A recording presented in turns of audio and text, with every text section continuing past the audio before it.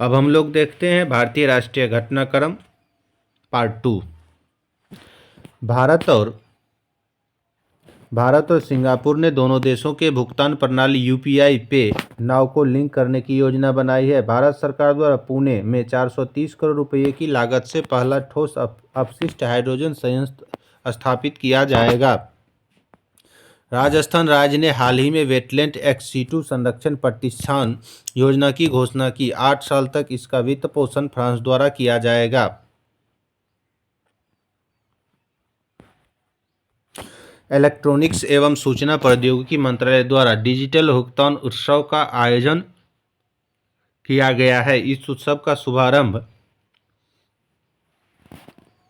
नई दिल्ली से किया गया। यह उत्सव 9 फरवरी से 9 अक्टूबर 2023 तक आयोजित किया जाएगा, जिसका उद्देश्य डिजिटल भुगतान के बारे में जागरूकता बढ़ाना है। ऑपरेशन एएजी केरल पुलिस द्वारा चलाया गया। उद्देश्य केरल विरोधी सामाजिक गतिविधियों रोकथाम अधिनियम के तहत सूचीबद्ध भगोड़े को गिरफ्तार करना। अब देखते हैं जनवरी 2023 के करंट अफेयर। जनवरी 2023 के प्रमुख राष्ट्रीय घटनाक्रम देखते हैं। भारतीय चिकित्सा प्रणाली के लिए राष्ट्रीय आयोग NCISM और केंद्रीय आयुर्वेदिक विज्ञान अनुसंधान परिषद CCRAS द्वारा आयुर्वेदिक कॉलेजों और अस्पतालों के माध्यम से स्वास्थ्य अनुसंधान क्षेत्रों में वैज्ञानिक अनुसंधान को बढ़ावा देने के लिए स्मार्ट कार्यक्रम की शुरुआत की गई। सर्वोच्च न्यायालय की 5 जजों की संविधान बेंच ने केंद्र सरकार के नोटबंदी फैसलों को चुनौती देने वाले 58 याचिकाओं को खारिज कर दिया। चुनाव आयोग द्वारा त्रिपुरा में 90% से अधिक मतदान प्रतिशत हासिल करने के लिए मिशन 929 लॉन्च किया गया है। इसका उद्देश्य त्रिपुरा में होने वाले विधानसभा चुनाव में मतदाता के लिए जागरूकता को बढ़ाना है। कर्नाटक के देवनहल्ली में केंद्रीय गृह मंत्री श्री अमित शाह द्वारा केंद्रीय जासूसी प्रशिक्षण संस्थान CDTI की आधारशिला रखी गई है। हिमाचल प्रदेश ने जरूरतमंद बच्चों और निराश्रित महिलाओं को उच्च शिक्षा सुविधा प्रदान करने के लिए मुख्यमंत्री सुखाश्रय सहायता कोष की स्थापना 101 करोड़ रुपये की परिव्यय से की।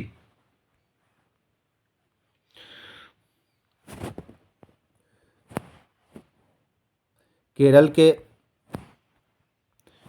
के मुख्यमंत्री द्वारा कन्नूर में इंडियन लाइब्रेरी कांग्रेस का उद्घाटन किया गया है। इसका उद्देश्य पुस्तकालयों को किताबों के स्टोर की जगह मनोरंजन और ज्ञान केंद्र बनाना है। भारत के मुख्य न्यायाधीश DY चंद्रचूड़ ने electronic supreme court reports ESCR परियोजना शुरू करने की घोषणा की, जिसका उद्देश्य वकीलों, कानून के छात्रों और आम जनता को सर्वोच्च न्यायालय के जजमेंट तक पहुंच प्रदान करना है। राष्ट्रपति द्रौपदी मुर्मू द्वारा जयपुर में संविधान पार्क, मयूर स्तंभ, राष्ट्रीय ध्वज स्तंभ, महात्मा गांधी और महाराणा प्रताप की प्रतिमाओं का उद्घाटन किया गया। कैप्टन शिवा चौहान सियाचिन ऑपरेशनल रूप में से तैनात होने वाली पहली महिला अधिकारी बनी। उड़ीसा सरकार ने अपने एक पहल जागा मिशन के लिए वर्ल्ड हैबिट अवार्ड 2023 जीता। जागा मिशन ओडिशा में लगभग 3000 झुग्गियों को अपग्रेड करने का एक पहल थी। हाल ही में केंद्र सरकार ने गैर कानूनी गतिविधि रोकथाम अधिनियम UAPA के तहत द रेजिस्टेंस फ्रंट TRF को आतंकवादी संगठन घोषित किया।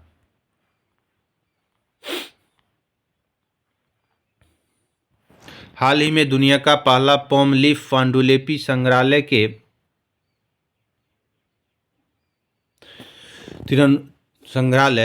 तिरुवनंतपुरम में खोला गया। उत्तराखंड सरकार ने जोशीमठ के क्षेत्र में रहने वाले सभी परिवारों को निकालने के लिए योजना की घोषणा की। उत्तराखंड सरकार द्वारा अस्थायी पुनर्वास केंद्र बनाया गया है एवं 6 महीने के लिए किराए के लिए प्रति माह 4000 भुगतान किया जाएगा। 5 जनवरी 2023 को उड़ीसा के मुख्यमंत्री नवीन पटनायक द्वारा राउरकेला में विश्व स्तरीय हॉकी स्टेडियम का उद्घाटन किया गया, जिसका नाम प्रसिद्ध स्वतंत्रता सेनानी बिरसा मुंडा के नाम पर रखा गया। पश्चिम बंगाल सरकार केंद्र सरकार से राज्यों में वार्षिक आयोजित होने वाले गंगा सागर मेले को राष्ट्रीय दर्जा प्रदान करने की मांग की है। गुजरात के राजकोट में प्रधानमंत्री नरेंद्र मोदी की दिवंगत मां हीराबेन के नाम पर एक चेक डैम का नाम हिरवा स्मृति सरोवर रखा गया। महाराष्ट्र का उस्मानाबाद जिला न्यायालय कामकाज की ई-प्रणाली कोर्ट शुरू करने वाला महाराष्ट्र का पहला अदालत बन गया है। हाल ही में केंद्र सरकार ने हिमाचल प्रदेश में सतलज नदी पर बनने वाली सुन्नी बांध जल विद्युत परियोजना 382 मेगावाट के लिए 2614 करोड़ रुपये की निवेश की मंजूरी दी है। हाल ही में केरल सरकार द्वारा पहला पूरी तरह से डिजिटल बैंकिंग वाला राज्य बन गया है। प्रधानमंत्री नरेंद्र मोदी ने दिल्ली के करियप्पा ग्राउंड में राष्ट्रीय कैडेट कोर एनसीसी के 75 साल पूरे होने के अवसर पर एक स्पेशल डे कवर और 75 रुपये मूल्य का एक स्मारक सिक्का जारी किया गया। सड़क परिवहन और राजमार्ग मंत्रालय द्वारा 11 से 17 जनवरी तक स्वच्छता पखवाड़ा के तहत सड़क सुरक्षा सप्ताह का आयोजन किया गया। प्रधानमंत्री नरेंद्र मोदी ने दुनिया के सबसे लंबे रिवर क्रूज एमवी गंगा विलास को वाराणसी में हरी झंडी दिखाई। इसकी लंबाई 62.5 मीटर। यह वाराणसी से बांग्लादेश होते हुए असम के डिब्रूगढ़ तक 32,000 किलोमीटर तक दूरी तय करेगा। 3200 किलोमीटर की दूरी तय करेगा।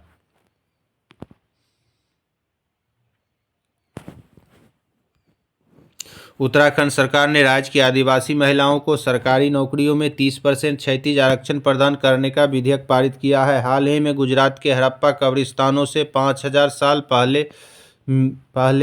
के मृत्यु संस्कारों का पता चला है। केरल का कोल्लम जिला संविधान साक्षरता द सिटीजन अभियान चलाकर भारत का पहला संविधान साक्षर जिला बन गया है। दृष्टिहीनता को नियंत्रित करने के लिए नीति लागू करने वाला राजस्थान भारत का पहला राज्य बन गया है। नालंदा महाविहार के परिसर में भारतीय पुरातत्व सर्वेक्षण द्वारा 1200 साल पुराने लचू स्तूपों की खोज की गई है। प्रधानमंत्री नरेंद्र मोदी ने 2054 करोड़ रुपये की यादगिरी बहुग्राम पेयजल परियोजना का उद्घाटन कर्नाटक के यादगिरी जिले से किया। केरल का वायनाड जिला देश के सभी आदिवासी को बुनियादी दस्तावेज प्रदान करने वाला भारत का पहला जिला बन गया है। 23 जनवरी को नेताजी सुभाष चंद्र बोस जी की जयंती पराक्रम दिवस के अवसर पर प्रधानमंत्री मोदी ने अंडमान और निकोबार द्वीप समूह से 21 द्वीपों का नाम परमवीर चक्र विजेताओं के नाम पर रखा। राष्ट्रीय बालिका दिवस के अवसर पर राष्ट्रपति द्रौपदी मुर्मू द्वारा दिल्ली प्रधानमंत्री बाल पुरस्कार में से 11 बच्चों को सम्मानित किया गया। 2000 KWP की उत्तर भारत की सबसे बड़ी फ्लोटिंग सौर परियोजना का उद्घाटन चंडीगढ़ में वाटर वर्क्स में पंजाब के राज्यपाल AV चंडीगढ़ के प्रशासक द्वारा किया गया। उपराष्ट्रपति जगदीप धनखड़ ने जयपुर में 83वें अखिल भारतीय पीठासीन अधिकारी सम्मेलन का उद्घाटन किया। दिल्ली के राष्ट्रपति भवन में स्थित मुगल गार्डन का नाम बदलकर अमृत उद्यान कर दिया गया। गणतंत्र दिवस समारोह परेड 2023 में उत्तराखंड के झांकी को सर्वश्रेष्ठ झांकी का पुरस्कार दिया गया। कर्तव्य पथ पर आयोजित होने वाले गणतंत्र दिवस परेड में कुल 23 झांकियां प्रदर्शित की गई। नारकोटिक्स कंट्रोल ब्यूरो NCB की झांकी को पहली बार गणतंत्र दिवस की परेड का हिस्सा बना। नवनियुक्त अग्निवीर भी पहली बार परेड का हिस्सा बना। इस वर्ष आत्मनिर्भर भारत की थीम को ध्यान में रखते हुए गणतंत्र दिवस परेड में केवल मेड इन इंडिया हथियार प्रणालियों का प्रदर्शन किया गया। भारतीय रेल मंत्रालय ने UNFCCC के लिए देश के प्रतिबद्धता के हिस्से के रूप में 2030 तक कार्बन तटस्थ बनने के लिए 5 आयामी योजना की रूपरेखा तैयार की। राष्ट्रपति द्रौपदी मुर्मू ने राजस्थान के माउंट आबू में ब्रह्मा कुमारियों द्वारा आयोजित rising India through spiritual empowerment बहुराष्ट्रीय अभियान का शुभारंभ कर लिया है।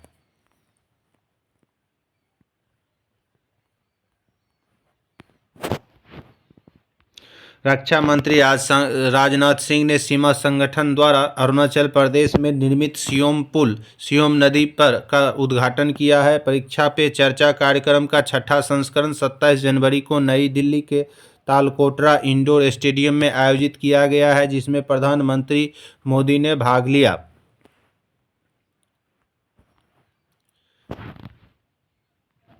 केंद्रीय संचार, इलेक्ट्रॉनिक और सूचना प्रौद्योगिकी मंत्री अश्विनी वैष्णव और शिक्षा मंत्री धर्मेंद्र प्रधान ने आईआईटी मद्रास द्वारा बनाए गए भारत में निर्मित mobile operating system Bihar OS का सफलतापूर्वक परीक्षण किया। भारतीय क्रिकेट टीम के पूर्व कप्तान महेंद्र सिंह धोनी ने मशहूर तकनीक और शिक्षाविद प्रोफेसर के अब्दुल गफ्फार की आत्मकथा का विमोचन किया।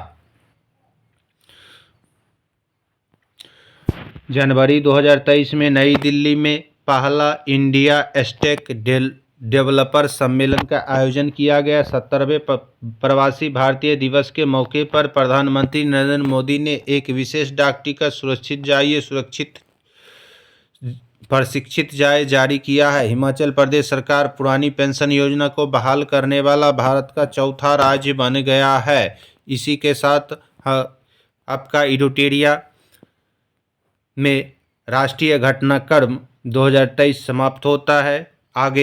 अगले क्लास में अंतर्राष्ट्रीय घटनाक्रम को हम लोग स्टार्ट करेंगे। धन्यवाद।